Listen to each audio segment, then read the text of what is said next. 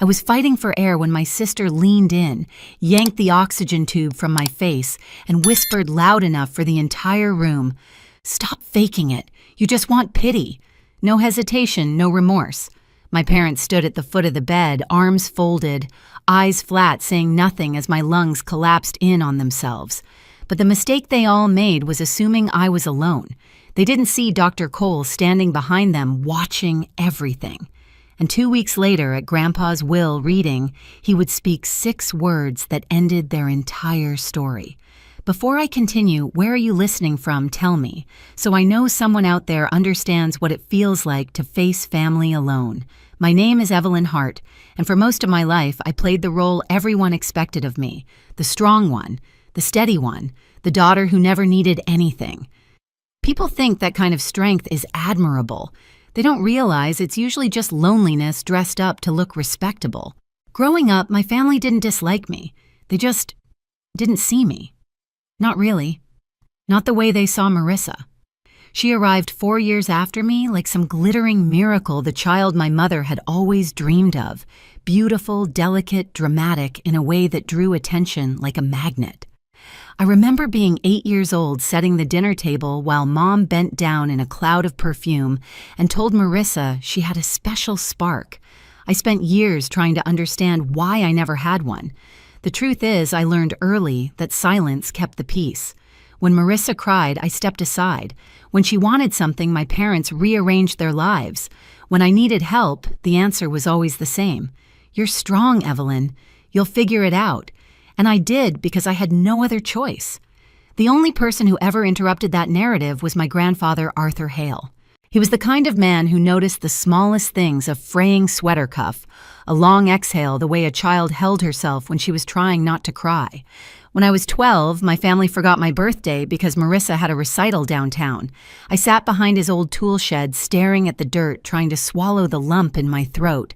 He found me, there knelt down with those rough hands and said quietly, "You are a gem, hidden in darkness. One day the light will find you." I didn't understand what he meant then, but I held on to his words like a lifeline. As I got older, work became my refuge. I built a career in healthcare operations, learned discipline out of necessity, my lungs demanded it, and kept my distance from the chaos of my family. I lived in a small condo in Denver, surrounded by quiet and clean air purifiers, telling myself space was enough. Then Grandpa died, and somehow, no one thought to tell me he'd been declining. They gave me the news after he was already gone, as if my grief would be tidier that way.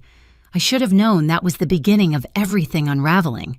The day of Grandpa's funeral felt like stepping into a play where everyone else had memorized their lines, except me. The church in Denver smelled faintly of polished wood and lilies, and every pew was filled with relatives, dabbing at their eyes as if grief were a performance they'd rehearsed. I stood near the back, hands clasped, lungs tight from the altitude, and the emotion I wasn't allowed to show. Marissa, of course, sat in the very front, draped in a black dress that probably cost more than my monthly rent. Her shoulders shook dramatically, earning pats and sympathetic whispers from every aunt within reach. My mother leaned over and announced proudly, "Marissa was such a comfort to your grandfather in his final days." She said it loudly enough for half the row to hear. What she didn't say, what they all refused to say, was that no one had told me he was fading until it was already too late. When the service ended, people filed out into the parking lot holding paper cups of weak coffee and talking about Grandpa's generosity. I slipped toward the coat room, needing a moment to breathe. Instead, I got Marissa. She cornered me between 2 racks of black wool, her face dry despite the theatrics she'd just displayed. "You should prepare yourself," she said, her voice low, almost gleeful. Grandpa left most things to me, the house, the investments, all of it. She smiled like she was sharing good news. Some of us were actually there for him. The words hit harder than I expected. I had no claim on Grandpa's money, I never wanted any. But the cruelty of her implication still sliced deep. I didn't respond. Silence had always been my armor, even when it shouldn't have been. By the time I got home that night, my chest felt tight. I chalked it up to stress, cold weather exhaustion. But at 2 a.m, I woke gasping for breath, lungs refusing to expand, the familiar terror of my condition closing in like a fist. I called an ambulance, and everything blurred into flashing lights and the rhythmic clatter of wheels down a hospital hallway. When my parents arrived the next morning, I expected worry. What I got was irritation. "Evelyn," my mother sighed, arms folded, "you always find a way to complicate things. We have the will reading this week. Your father has paperwork." Marissa leaned against the wall, examining her manicure. "She's probably exaggerating. She always wants attention." I opened my mouth to defend myself, but the words never reached them. They had already turned away, and that was the moment something inside me shifted. When they left the room, it felt as if the air went with them. The hum of the ventilator was steady, reassuring, and then without warning, it wasn't. Marissa stepped closer to my bed, her smile thin and sharp, the kind she wore when she thought no one was watching. "You really don't know when to quit," she murmured. Then she reached down, fingers closing around the tubing beneath my nose. Before I could react, she yanked. White-hot panic exploded through my chest. My vision fractured. I clawed at the empty air, trying to pull oxygen into lungs that refused to open. The world narrowed to the sound of my own desperate choking and the chilling calm on Marissa's face. "Stop faking it," she said softly, almost bored. "You just want pity." I tried to speak, to scream, to do anything, but my body wasn't listening. I saw the doorframe blur, and for a moment I thought I was hallucinating. A dark figure stood there still as stone. Dr. Adrian Cole. His voice cut through the chaos like a blade. "Step away from her." Marissa jolted, startled, but Dr. Cole was already moving. He reattached the oxygen, adjusted the flow, checked my vitals with precise, controlled hands. When my lungs finally loosened and the world came back into focus, he turned not to me, but to her. "What you did was dangerous," he said, quiet but freezing. And I saw all of it. Marissa stammered something about a loose tube, but he didn't respond. He simply pointed toward the hallway. She fled. Later that afternoon, after my breathing stabilized, Nurse Elena Ruiz stepped in for her shift. She checked my monitors, then closed the door behind her with a decisive click. "I heard what happened," she said, "and there's something else you should know." She told me about the night my grandfather died, the night Marissa insisted on being alone with him, how the monitors went wild 30 minutes later, how she sat by the window strangely calm, how the breathing tube had been found slightly displaced. "I'm not saying I know what happened," Elena said, "but I know what I saw." A cold resolve settled over me, sharper than fear. Then Dr. Cole returned. He pulled a chair to my bedside, exhaustion in the set of his shoulders. "Your grandfather trusted me," he said. "He asked me to look out for you if you ever ended up here. And before he died, he left instructions, documents you're meant to receive." The pieces were shifting, aligning. For the first time in my life, I wasn't alone. And the truth, every buried, suffocating part of it, was finally rising to the surface. The morning of the will reading arrived colder than it should have been. Denver's sky had that sharp metallic gray that always comes before snow, and as I walked toward the law office downtown, every breath burned through my lungs like winter glass. But it wasn't fear making me tense. It was clarity, a kind I had never felt before. I wasn't walking in alone.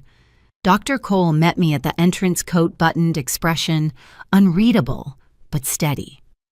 Nurse Elena Ruiz joined us a moment later, her presence small but solid, anchored by the kind of quiet conviction that can't be shaken once it decides to stand. "You ready?" she asked. I nodded, though ready wasn't the word. I wasn't prepared for this. No one could be, but I was done being silent.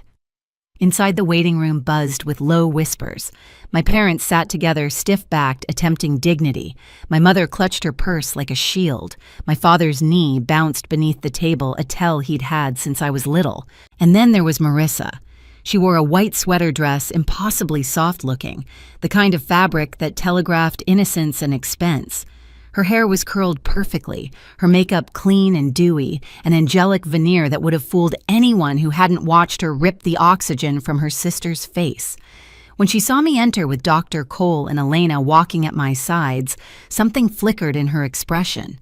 A tiny involuntary twitch. Not fear, yet more like confusion mixed with irritation. As if I'd broken some unspoken rule by refusing to show up alone and apologetic. The door opened again, and attorney Gregory Miles called us into the conference room. It was a glass-walled space overlooking downtown, the kind of place where silence carries weight. A polished wood table stretched across the room, and folders sat neatly arranged in front of each chair. We took our seats. My parents avoided my eyes. Marissa made a show of smoothing her skirt. Gregory cleared his throat. "Your grandfather, Arthur Hale, left very precise instructions," he began. "This reading is to be conducted with all immediate family present, as well as witnesses he named specifically." His gaze flicked to Dr. Cole and Elena. Marissa stiffened. "We'll begin with the estate distribution." Paper rustled. Gregory lifted the first document.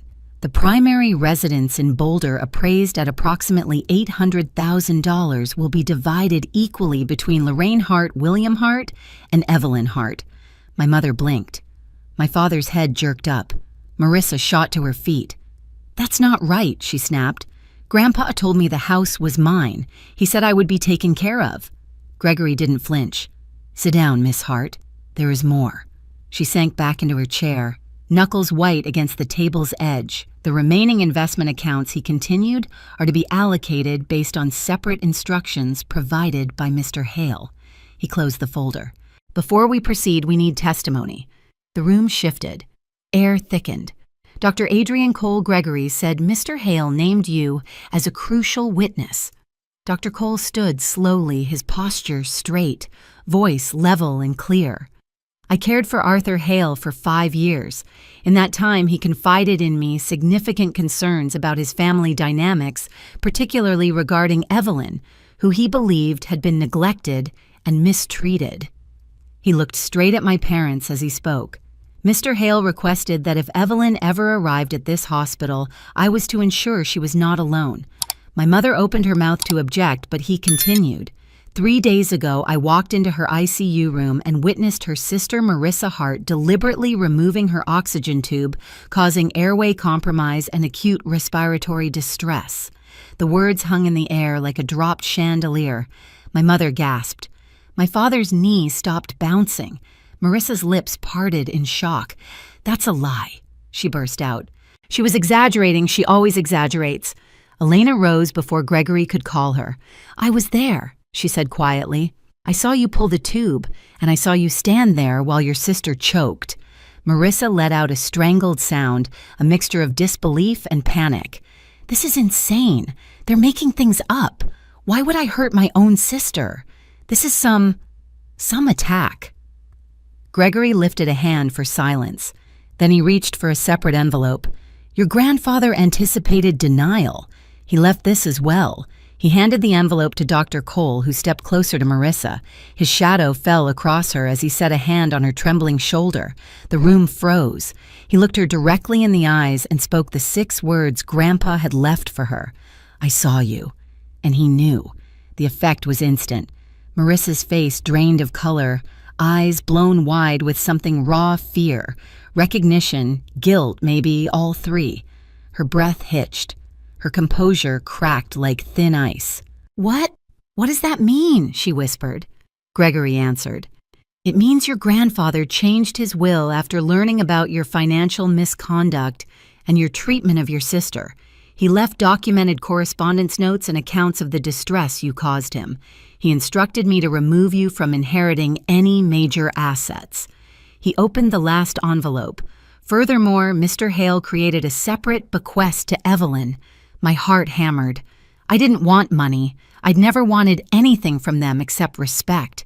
But hearing my name spoken with intention, spoken by someone who had seen me, made something inside me steadier. Gregory read to my granddaughter, Evelyn, who lived her life in shadows not of her making. I leave the mountain retreat in Boulder and a healthcare trust ensuring she never worries about treatment. I saw your strength. I saw your kindness, and I was always proud. My throat tightened, not from grief this time, but from recognition. Someone had finally chosen me. Across the table, Marissa broke. She shoved her chair back and dropped to her knees beside me, grabbing my hands. Her voice trembled with desperation. "Evelyn, please, please, don't let them do this. I didn't mean it. I was stressed. I was scared. You know how things get. We're sisters, blood is blood. You can't just abandon me. I pulled my hands back gently. All my life, I had been the one who bent, the one who absorbed the hit, the one who stayed quiet so the family stayed peaceful. But peace built on someone's silence isn't peace.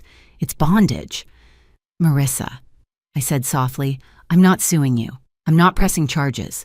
I'm not taking this to court. Relief burst across her face. But then I finished. But from today forward, you are not my family. Her smile collapsed. You don't mean that. I do. I'm done carrying the weight of your choices. I'm done pretending your cruelty is just insecurity. You will deal with your debts. You will deal with your reputation. And you will deal with the truth of what you did. My mother finally found her voice. Evelyn, she whispered, this is all so much. We didn't know. You did, I said quietly. Every time she mocked me and you laughed. Every time you praised her for breathing and ignored my achievements. Every time I asked for help and you said I was strong enough. You knew. Silence. Heavy. Unavoidable. My father's eyes glistened. Can you ever forgive us? I don't know, I said. But forgiveness without change is just another performance. If you want a relationship with me, you will have to earn it.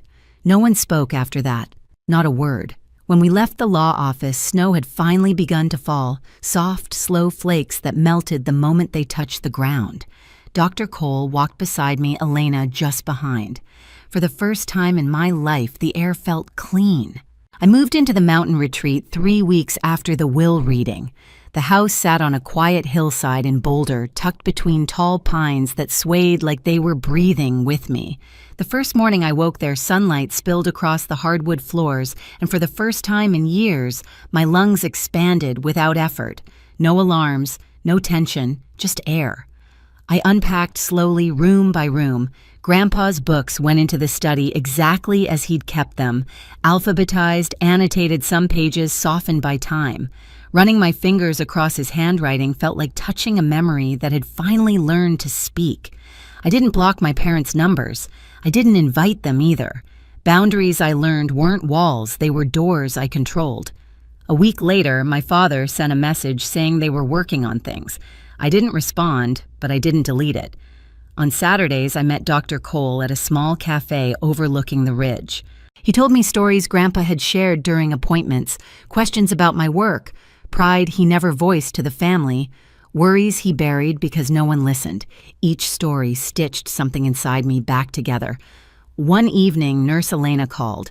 A journalist from a national women's magazine wanted to talk. She'd heard about my experience at the hospital, not for scandal, but for a story on resilience and invisible daughters. For a moment, I hesitated. Then I said yes. Healing, I realized, wasn't about forgetting what happened. It was about stepping into a life where I no longer needed permission to breathe. In the quiet of that mountain house, I finally understood what Grandpa meant when he said the light would find me. It wasn't about fortune or revenge. It was about finally seeing my own worth after a lifetime of being overlooked. And if you've ever felt like the invisible one in your family, I want you to hear this clearly. You deserved better too. If my story resonates, share where you're listening from. Tell me your truth in the comments and subscribe so you don't miss the next story. You're not alone.